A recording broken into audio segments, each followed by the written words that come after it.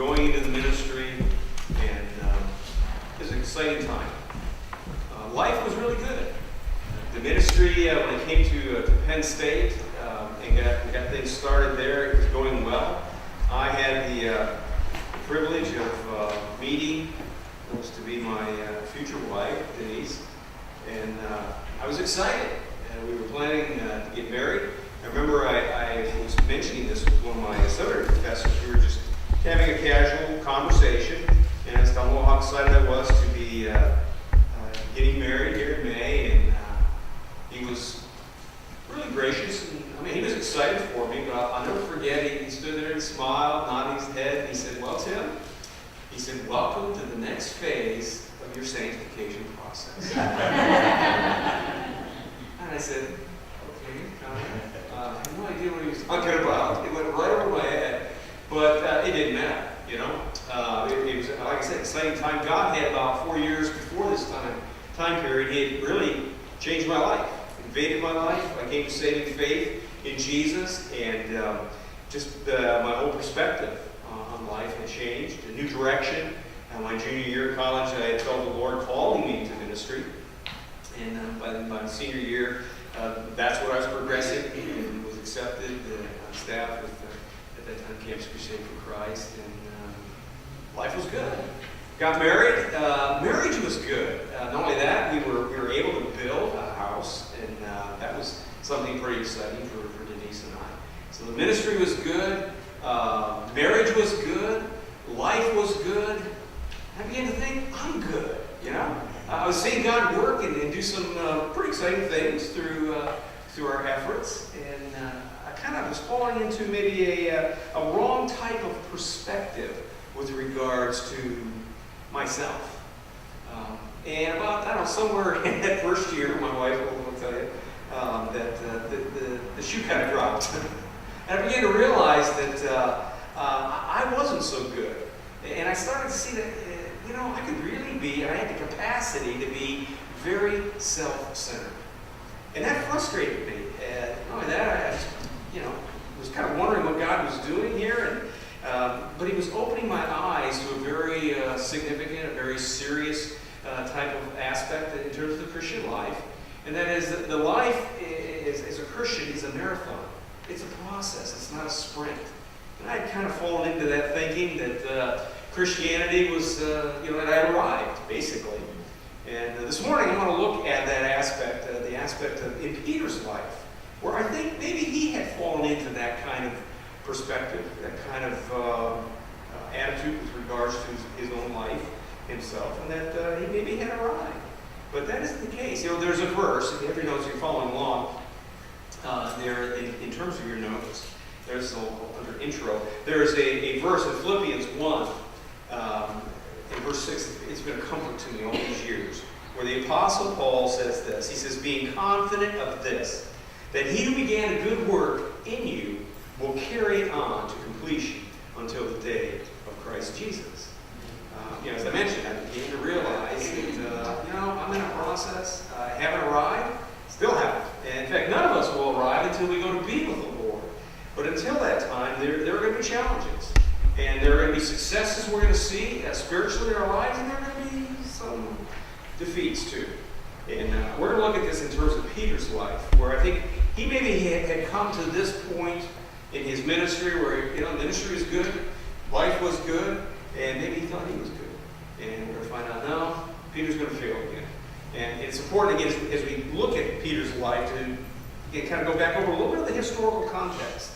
As you think back the weeks that we've been studying Peter's had ups and downs in terms of successes, victories spiritually in his life. Started out as a fisherman. Jesus calls him. He leaves that. He has, a number of experiences that are quite exciting and quite remarkable.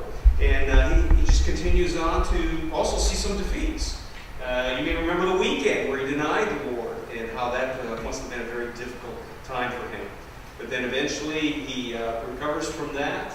He experiences the indwelling of the Spirit, being filled with the Holy Spirit. He preaches on Pentecost, and thousands come to saving faith in his message. And there's been some other instances where he's seen God work on his behalf. He's healed people, he's raised individuals, or one individual in particular who was dead. So again, seeing some ups and downs, yeah. And then there's something that happens that I think is important in terms of the context here as we move forward to kind of help maybe understand where Peter might have been coming from in terms of his failure. But if you're following along your notes, after point 1 there on the A in your notes there, Cornelius' conversion, I think that's important. It is important for us to understand that God is doing something in Peter's life. He's broadening his understanding of what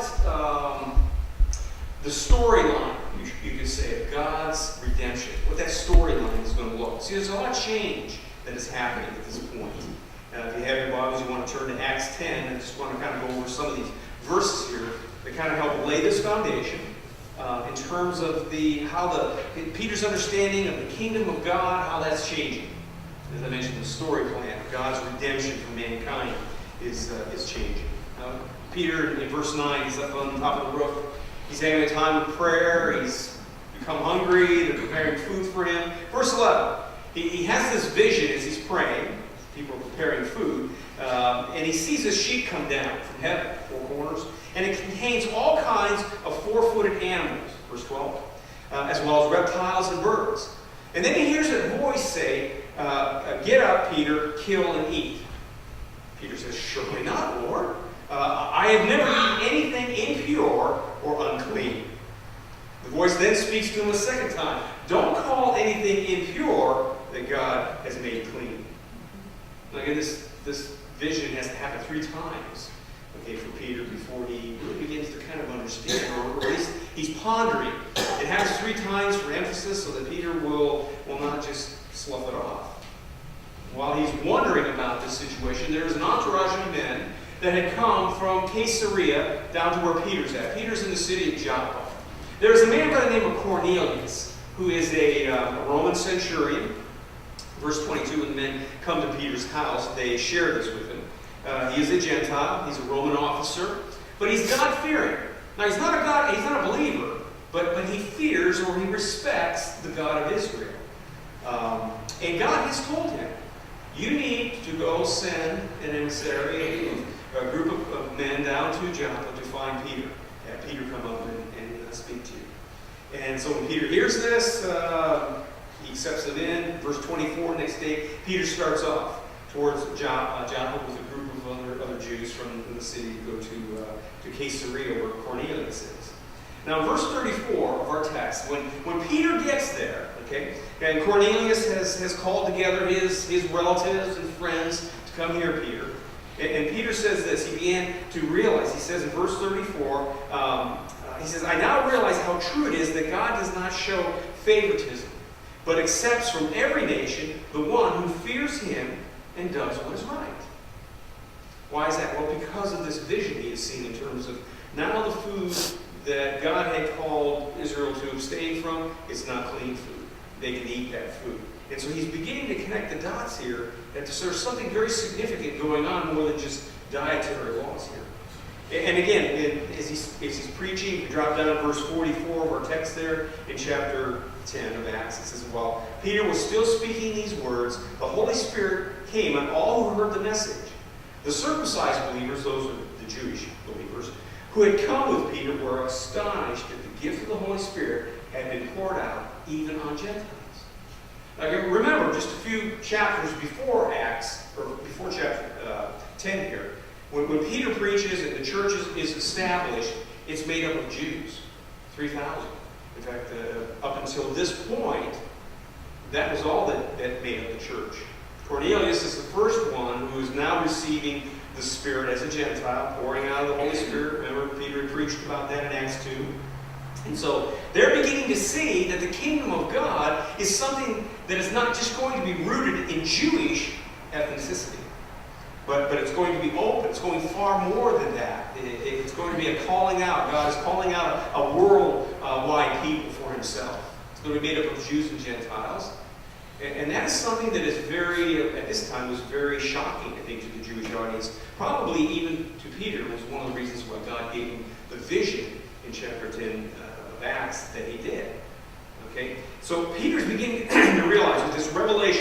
truth that's coming down from God, that the story of redemption, that storyline is changing, that the doors are being thrown wide open for Peter to be involved, as well as Paul and the other apostles, in seeing this be a worldwide message. Okay, the gospel is going out to the Gentiles.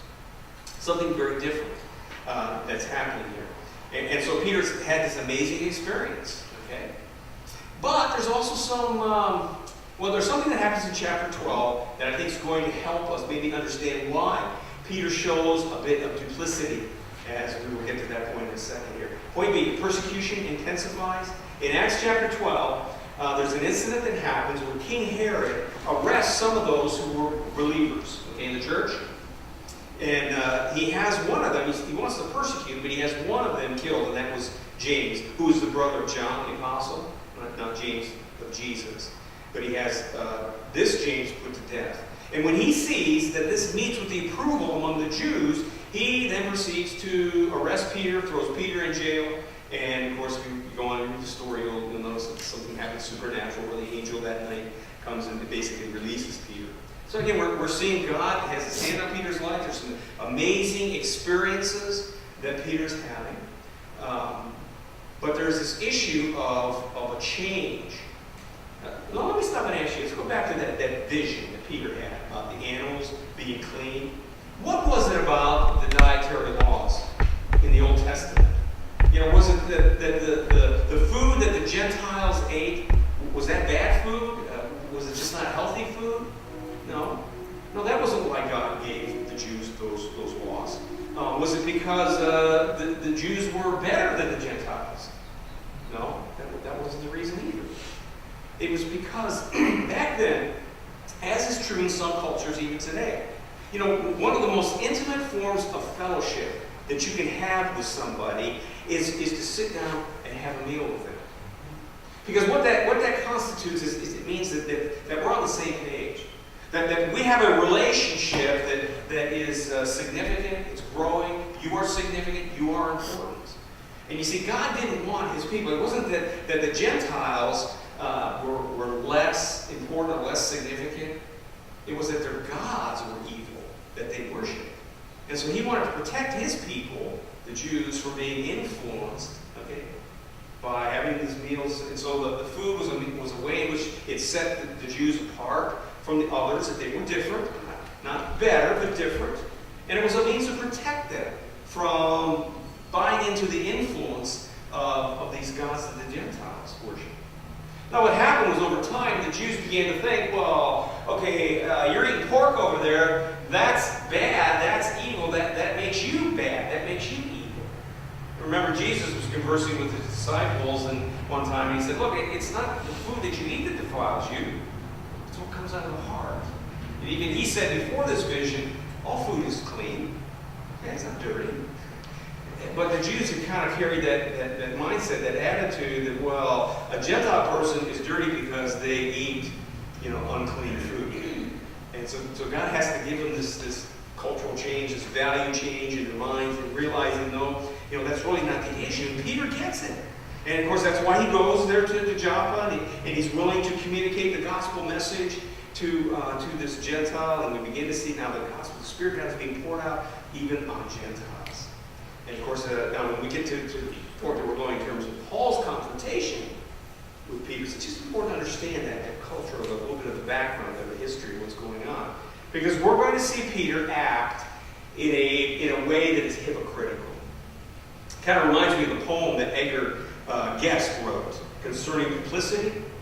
His poem goes like this: "It is all in vain to preach the truth to eager ears of a trusting youth.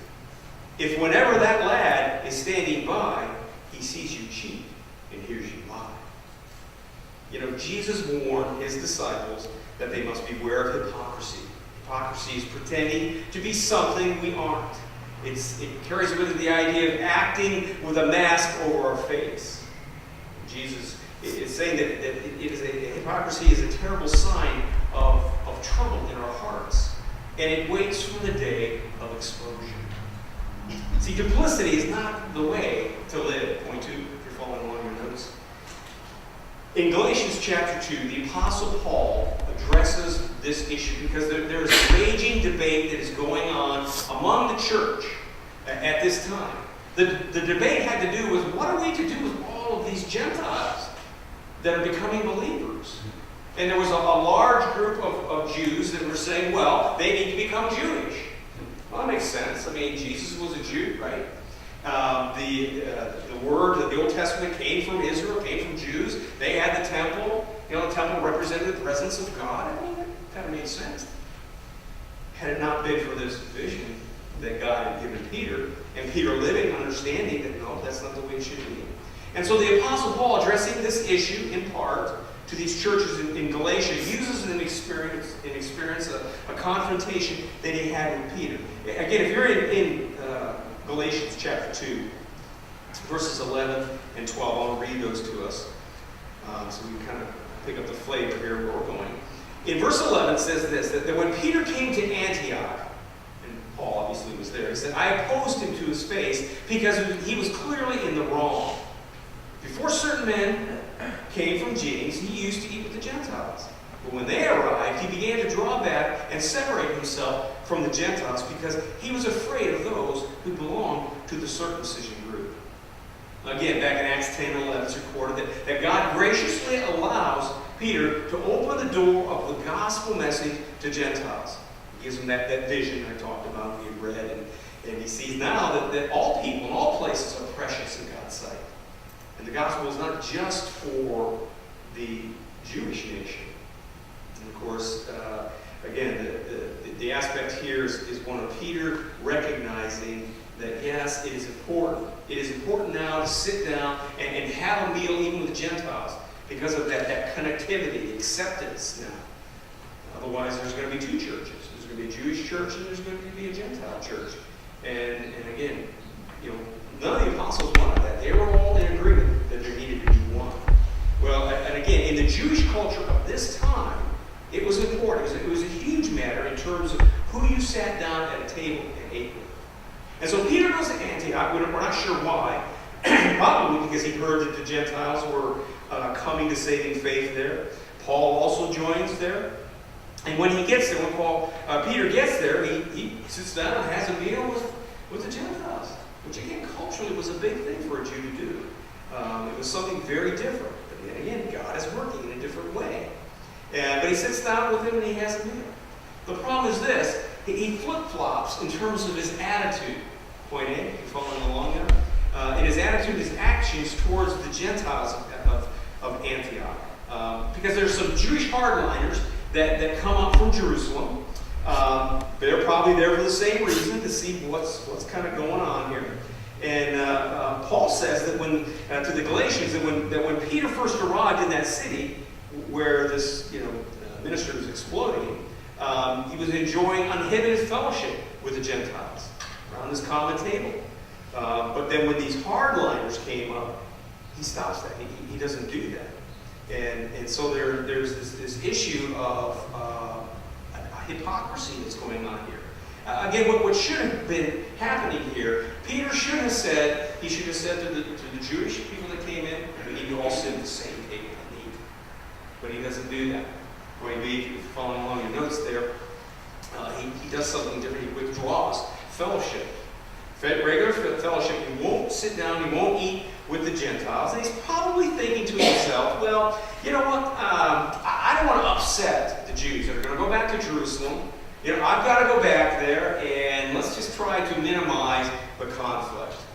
Comfort, it's oftentimes what we like and strive for, even when it comes to dealing with issues that are theological and that are very important. And he probably realizes, I'll just placate these people. I'll just eat with them for a while. The Gentiles will get over it, and then I'm not going to ruffle any feathers. The Jews will go back to Jerusalem, and everything will be fine. Again, realize what had happened back in chapter 12 of Acts, where there was this outbreak of persecution, and one of their members was killed, and the church is being persecuted. Maybe Peter was thinking, I don't want to see that happen. Let's just make nice. Let's just keep things calm. The problem here is that he's not acting as he should in terms of what Scripture is saying. I remember reading a paraphrase on this text here of Galatians 2. It's from a Bible teacher, Ralph Kuyper. Yeah. And he does a paraphrase of this confrontation that Paul has with Peter and his hypocrisy. Listen to the paraphrase of this text. Peter, I smell ham on your breath. You forgot your breath mints. There was a time when you wouldn't eat ham as part of your hope of salvation. And then after you trusted Christ, it didn't matter if you ate ham. But now when the no-ham eaters have come from Jerusalem, you've gone back to your kosher ways. But the smell of ham still lingers in your breath. You know, you're most inconsistent. In fact, you're compelling Gentile believers to observe Jewish law, which could never justify anyone. Now again, it's a strong confrontation that is happening here, kind of making a little light of it. But when you really study the wording that Paul uses here, he's basically saying that Peter is being condemned for what he's doing. Notice what Paul says in verse 14. I said to Peter in front of them all. In other words, he doesn't confront Peter in some back study, Peter's office. He's right out there saying this in front of everybody. I mean, man, that's tough love. But again, this was important. You see, there are consequences to the way we sometimes live our lives. There are always consequences to the way we live our lives. And if we live our lives in terms of being, duplicit, it's going to impact. You see, in fact, Paul talks about that in verse 11 and then again in verse 13. There was opposition. You see, when Paul sees that Peter's withdrawing fellowship from these Gentile converts, he's only eating with the Jewish, he's livid. Verse 11, he says, I opposed him, that's Peter, to his face, because he was clearly wrong. Peter had no excuse for what he was doing. He knew better than this. And when Paul confronts Peter, it's because of the seriousness of the matter. Hypocrisy.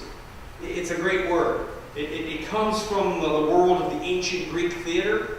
In fact, when they would oftentimes be acting back then, because they didn't have special effects, they would take this mask and they would put a mask in front of their face in terms of whoever that character was that they were representing. I mean, today we've got all kinds of wonderful effects that Hollywood can use in terms of making people look like the character that they're supposed to be. Problem with Peter here is and again, the word to be a hypocrite, it carries with it the aspect of putting a mask on, of being one way, of looking one way to one person, but another way to another individual. So the problem is that Peter has slipped into the role that is that of a good Jew, but in doing so, he's betrayed the position that he has as an apostle and as a follower of Christ, a champion for the kingdom of God. He's basically causing a potential split here. In fact, even Paul says that Peter's behavior has caused him to influence other Jewish believers so that they're doing the same thing, even Barnabas. Point B, if you're following along there. Now remember the relationship between Barnabas and Paul. When you read these words where Paul says even Barnabas was led astray here, I don't know if you can feel the knife that probably going through Paul's heart. Remember, Barnabas was the one who discipled Paul initially.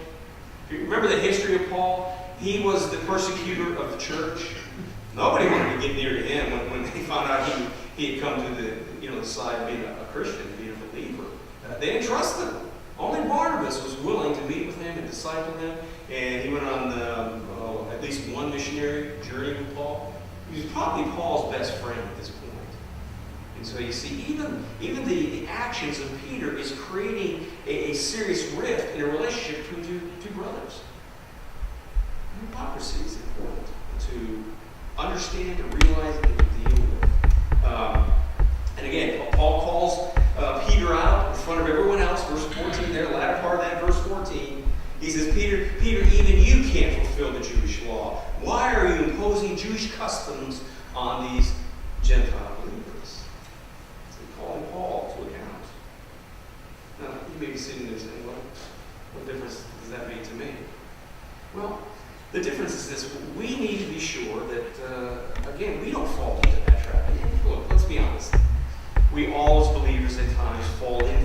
can fall into that. We just need to be aware of it. We need to recognize that getting real with godly confidence is what is important here.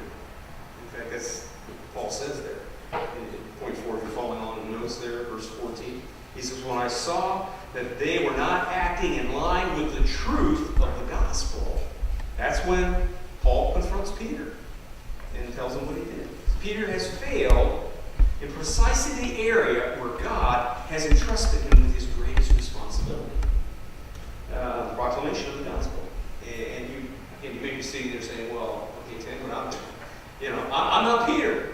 I'm not preaching before thousands of people. I'm not held with great responsibility like Peter was held to. Really? See, sometimes our greatest responsibility in the area that we are really challenged in has to be with our relationship to those who are closest to us. Our families, our neighborhood friends, our co-workers. See, that's where the responsibility is for us. The people are watching us, and they want to see, are we real? There are two ways that Peter was challenged that I think is important for us to take note. And I'm sure you've already connected the first one, and I'm not trying to insult your intelligence. But point A has to do with the issue of hypocrisy. Think about it. Peter really wanted to be accepted by those men that came from Jerusalem. And if we're honest with ourselves, most of the time we want to be accepted by people, right? We want people to like us. We want people to include us. And I think he was trying to play, Peter was trying his best to play both ends against the middle. And so he thought he could walk away from these Gentile believers for just a short while, have fellowship with the Jewish group, who would be leaving soon. They'd be going back to Jerusalem with a positive impression of what was going on there. They wouldn't have to deal with any fallout when they got back to Jerusalem. But by doing so, he was compromising the very core of the gospel message and the very core of the Christian community. Being accepting, being one, being on the same page, so to speak. Again, we all like to be comfortable. How can I fit in? How can I make myself acceptable so that I will feel more comfortable? And so what happens is we put up a mask. We create a persona that we hope will help us to slide through maybe the difficult situation, that which is challenging us. But you see, what we really need to be doing is being concerned about godly influence. See, Peter was influencing people, but it wasn't for the godly reason. Now, we don't know how the story ends. There isn't anywhere in Scripture that tells us. But I think we can kind of look at the trajectory of Peter's life. We can continue to look at the ministry that he had. We can especially look at the last two books that he wrote, 1st, 2nd Peter, the last two books of his life that he wrote. And we can kind of catch and glean, maybe some perspectives that he had with regards to maybe this issue that I'm sure God used to mold him and to influence him. In fact, in 2 Peter, we're going to look at this a little more intently, not next week, but the following week. But listen to what Peter writes. In 2 Peter 1, in verses 3 through 8, he says this. He talks about God's divine power being given to us. Everything that we need for life and godliness. How? Through the knowledge of Him who called us by His own glory and goodness. Through these, He has given us very great and precious promises, so that through them you may participate in the divine nature and escape the corruption of the world by its evil desires. For this reason, Peter says, look, make every effort to add to your faithfulness goodness, and to your goodness knowledge, and to your knowledge self-control, and to self-control perseverance, and to perseverance godliness, and to godliness brotherly kindness, and to brotherly kindness love. Now listen to what else he says. He says, for if you possess these qualities, these characteristics, and they are increasing in measure, they will keep you from being ineffective and unproductive in your knowledge of our Lord Jesus Christ, or in your ministry, in your impact. These things are in your life and are growing. Guess what? You will be effective. God will use you. This is after Peter's blown it again. Okay? So he's, again, I think he's realizing, Peter's realizing, as I'm sure we do also, we're in a process. And he was saying, you've been given everything you need in Christ so that with all diligence, keep growing. Keep moving forward. Keep letting Christ change your life. I don't know about you, but I find that to be encouraging. Again, you may not think that you're influencing people, but you never know. I read a report from a doctor, Dr. Doran Edwards. He was a surgeon from Tennessee. And he talks about a patient of his by the name of Blanche Bennett.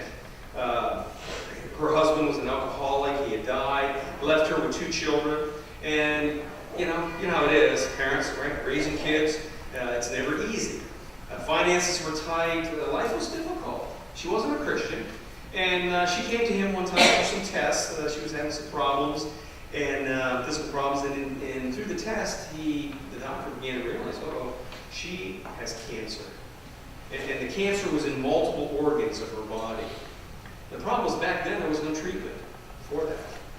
And he had the unfortunate, the hard task of telling her the diagnosis of the problem. Well, she became very bitter because of it. Now, Dr. Edwards was a Christian, and he wanted to use this as a means to, share with her, maybe even communicate the gospel message, but she didn't want to hear it. She didn't want to hear his testimony. She didn't want to hear a gospel presentation. The only thing that she was willing to do was to accept a Bible, a New Testament. He was also a member of the Gideon's ministry, and so he gave her that small New Testament, and she went on her way. Well, a few weeks later, he read in the obituary page in the newspaper that she had passed on. Well, he sent a card to the family telling them that he donated Bibles in her memory to the Gideons. And sometime after that, a woman, a daughter, actually, the daughter of this woman called him and said, could you please send us a Bible like the one you donated in memory to our home? She said that we don't have a Bible in our home. But the last 6 days that she was alive, her whole life changed. She was no longer bitter. She wasn't afraid of dying. In fact, she said something about knowing Jesus. But she asked that her Bible be buried with her. And so, in her hand, in the casket, was where the Bible was. And we couldn't keep it. And she said, would you please send us a Bible so that we can find out?